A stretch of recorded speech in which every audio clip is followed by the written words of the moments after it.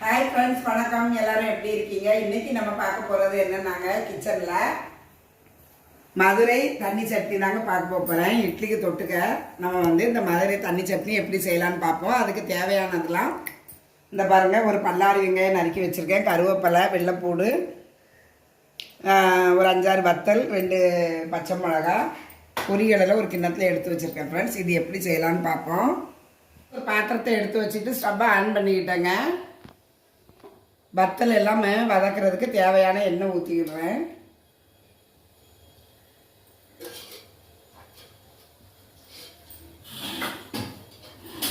இதுக்கு தேவையான வெங்காயத்தை நம்ம வதக்கிக்கிடலாம்.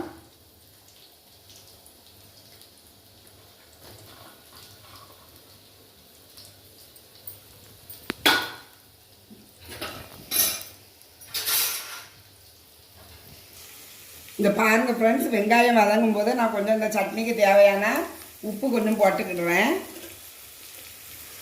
கல் உப்பு தான் போட்டிருக்கேன்.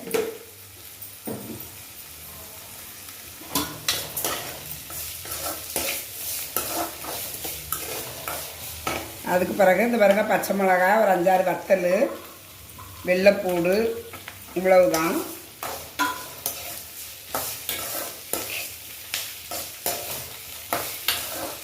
ஃப்ரெண்ட்ஸ், இதை நான் ஒரு மிக்ஸி கப்பில் மாற்றிக்கிடுறேன்.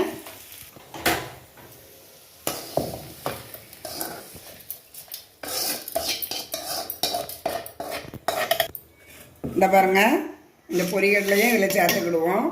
இப்போ அரைச்சிட்டு நான் எப்படி காமிக்கிறேன்.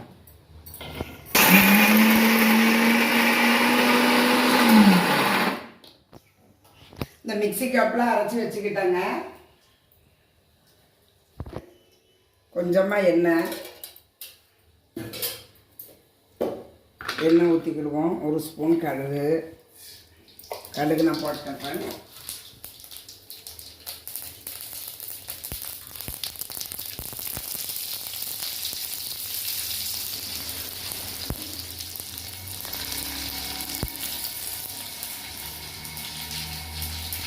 சும்மா வாசத்துக்காக 2 வத்தலை நான் பிச்சு போடுறேன்.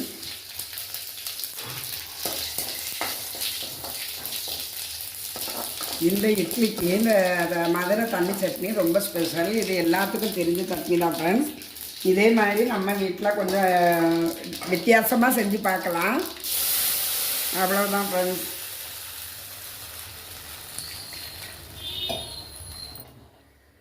இந்த சட்னி தண்ணியாக இருந்தால் தான் ரொம்ப டேஸ்டியாக இருக்கும் ஃப்ரெண்ட்ஸ். என்னடா இவ்வளோ தண்ணி இருக்குதுன்னு நினைக்காதீங்க. தண்ணியாக இருந்ததுன்னா தான் இட்லிக்கு ஊற்றி சாப்பிட்றதுக்கு நல்லாயிருக்கும் ஃப்ரெண்ட்ஸ்.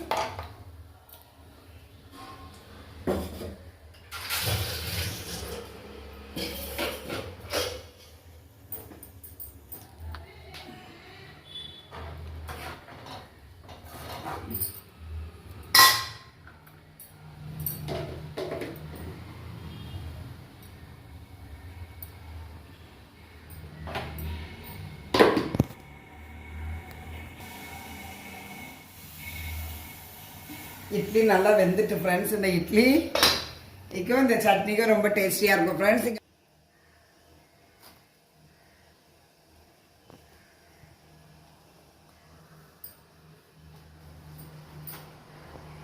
இங்கே பாருங்கள் ஃப்ரெண்ட்ஸ், நம்ம இப்போ ஒரு ஃபேமிலிக்காக நம்ம ஒரு நல்ல விஷயத்த தான் நம்ம செய்வோம். செய்யும்போது ஏதாவது ஒரு நல்ல விஷயம் செய்யும்போது என்ன ஆகும்னா, நிறைய அதில் தடைகள் வரும். நம்ம நினைப்போம், என்னடா ஈஸியாக முடிச்சுட்டு போய்கிட்டே இருக்கலாம்னு. அப்படி இந்த உலகத்தில் எதுவுமே செய்ய முடியாது ஃப்ரெண்ட்ஸ். இதை நான் அனுபவத்தில் கண்ட உண்மை தான்.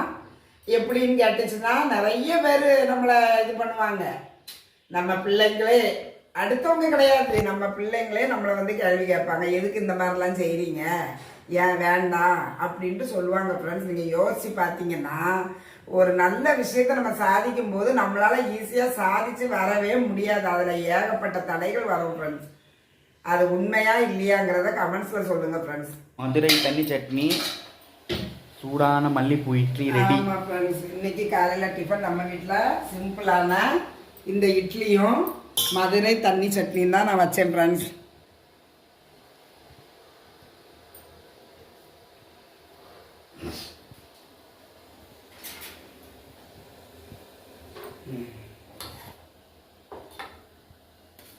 இதில் வந்து இந்த இட்லிக்கு மேலே நிறைய சட்னி ஊற்றி சாப்பிட்டு பார்த்தா சும்மா கும்முன்னு இருக்கும் ஃப்ரெண்ட்ஸ்.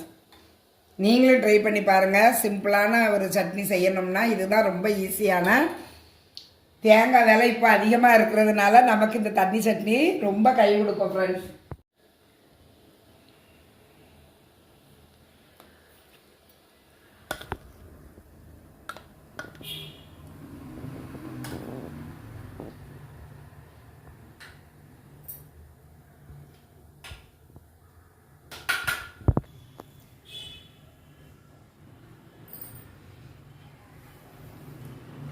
இந்த இட்லியும் மதுரை தண்ணி சட்னி, ஸ்பெஷல் தண்ணி சட்னி ஃப்ரெண்ட்ஸ். இது ரொம்ப டேஸ்டியாக காரசாரமாக ரொம்ப டேஸ்டியாக இருக்குது ஃப்ரெண்ட்ஸ். நீங்களும் இதே மாதிரி ட்ரை பண்ணி பாருங்கள். தேங்க்யூ.